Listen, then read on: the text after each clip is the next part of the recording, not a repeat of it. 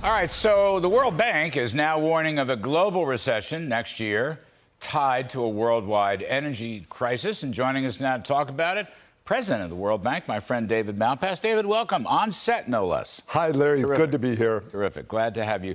So you are worried about a world recession, and you think that the energy crisis has a lot to do with it. Just give us a few moments on those thoughts. Yeah, energy feeds into everything. So there's this sudden cutoff of Russian energy, but also lack of production elsewhere in the world. And so that feeds into fertilizer, into crops, into next year's crops. So the cycle is just very troubling. And there's nothing going on that's going to make it go away very quickly enough. I know some people will blame Vladimir Putin. I'm not going to mention any names.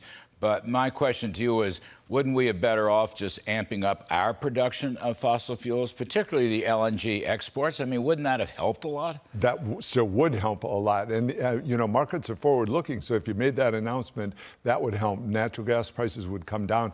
And right now, Europe's buying up the global stock. And so that means poorer countries don't get fertilizer. They're running out of electricity. And that's going to be a problem all through next year. And look, we look at what Europe has done, going green heavily before the Russian-Ukraine war, et cetera, and now the fix they're in.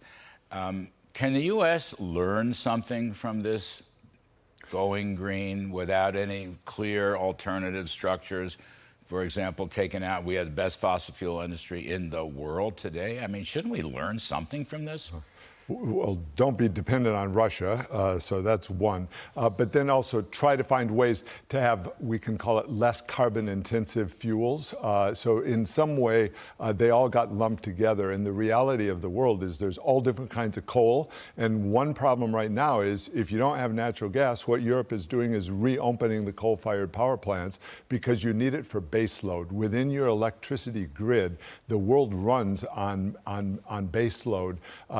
And politicians are not going to sacrifice that. They'll just burn even the dirtiest coal. In Africa, one of the things is to burn bunker fuel, which is almost like tar, and it's bad for health, bad for the environment, and should stop. But you've got to have more.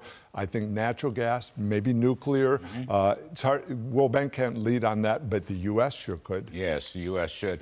How bad is this recession going to be? How do you assess this? You know, I'm more worried about it being long. Right now, there's a sharp slowdown. Part of that was China in the second quarter doing the lockdowns. They still have some going on, but they're relieving some of that, so they become a big part of the supply chain of the world. The U.S. has the labor, the low participation rate. So there are opportunities for the recovery in these big economies. But the concern I have is if you look at the rest of the world, it gets left behind, and it may last well into 2023 and beyond. We need more investment. You've got to have some way to have energy sources and electricity into your future so that new businesses will come in. If you're founding a business, you don't want to go into a country that's going to have blackouts and brownouts. So that becomes a really important part of the problem. You making any progress as you travel around the world as president of the World Bank? You making any progress persuading people let's talk about the need for private investment. Instead of states running economies, why not move towards free market economies, private economies, investment-led economies? I mean, are folks listening? Are they learning anything right now? People understand that in theory, and in fact, the World Bank is one of our mainstream activities is enabling the business environment. So identifying specifically in countries what could improve. But that doesn't happen in practice. It's very hard in the developing countries. And then if you look at the advanced economies, they don't practice what they preach. You know, we know that if you do subsidies, make them time-bound. If you're a government, you might say, well, I'm going to subsidize you, but only for 1 year.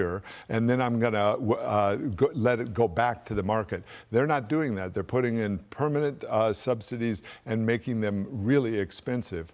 One of the concerns I have is the advanced economies are taking so much capital from the rest of the world.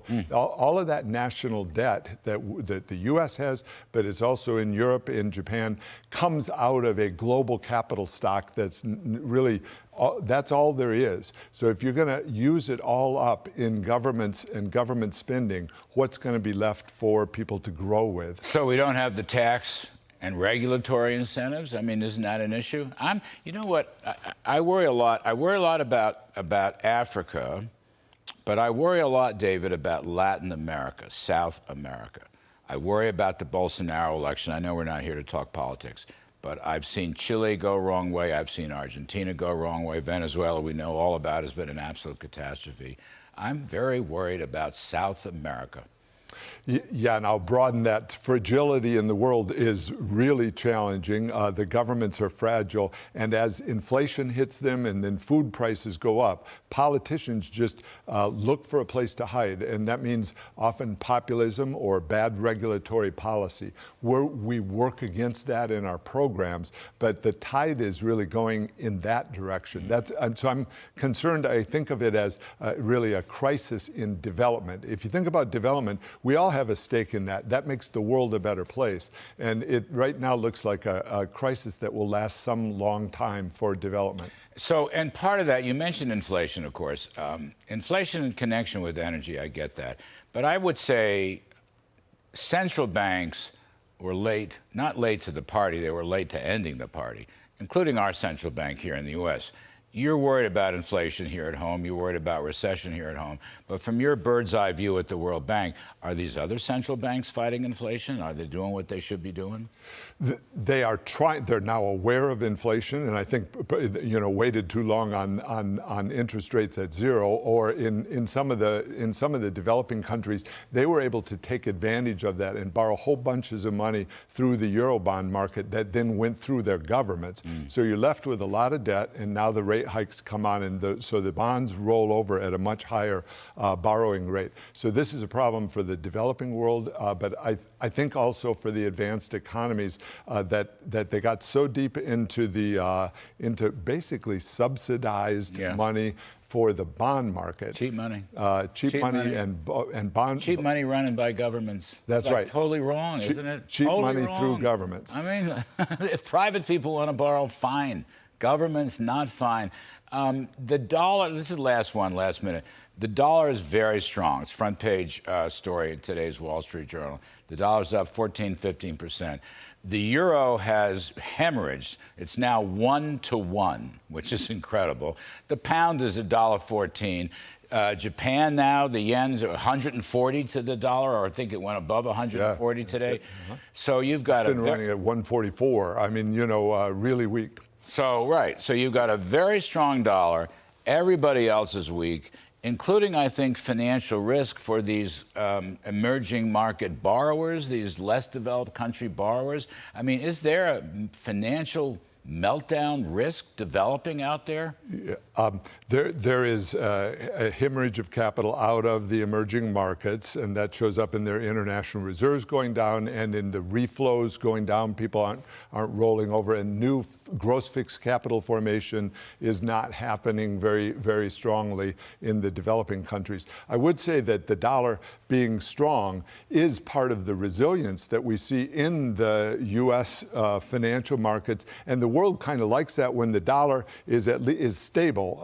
And so that helps anchor. And so then you've got to measure the individual problems. Okay, so the Japanese yen is weak. They have a lot of ability to be productive in Japan, and maybe they can withstand that. And same we can. I love King Dollar. You know that. I love King Dollar. I would just like to see permanent King Dollar, not fluctuating. Can I say strong and stable? Stable. There we go. Stable. And so if we said today that it's going to keep this value, the dollar would keep this value for 10 years, for 50 years, that would be very positive for supply for the world. People would start investing because they'd say, aha, stability. And then we can all have a World Bank sponsored party to cut taxes, reduce spending, and deregulate? Or I don't want to go too far in this. No, we want that. Better economic policies worldwide and get everybody's living standards up.